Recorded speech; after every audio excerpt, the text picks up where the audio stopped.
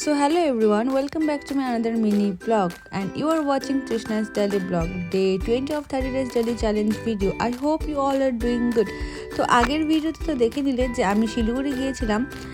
তো আজকে আমার সকালবেলা ডিউটি ছিল বলে আমি শিলিগুড়ি থেকে বেরিয়ে পড়েছি আমার শ্বশুর বাড়ির দিকে। তো বাড়ি পৌঁছাতে অনেক লেট হয়ে গেছিলো, তাই আমি 5 মিনিটের মধ্যে রেডি হয়ে বেরিয়ে পড়লাম ডিউটির দিকে আমার চঙ্গু মঙ্গুকে বাই বলে।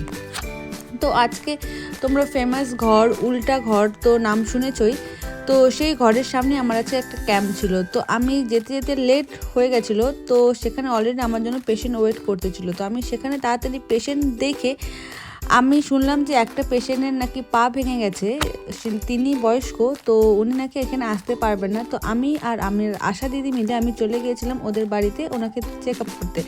তো ওনাকে চেক আপ করার পর আমি তাড়াতাড়ি বাড়ি চলে এসেছিলাম, কারণ কি আজকে তো সংক্রান্তি। তো বাড়ি এসে আমার শরীরটা খুবই খারাপ লাগতেছিল, আজকে খুবই টায়ার্ড হয়ে গেছিলাম।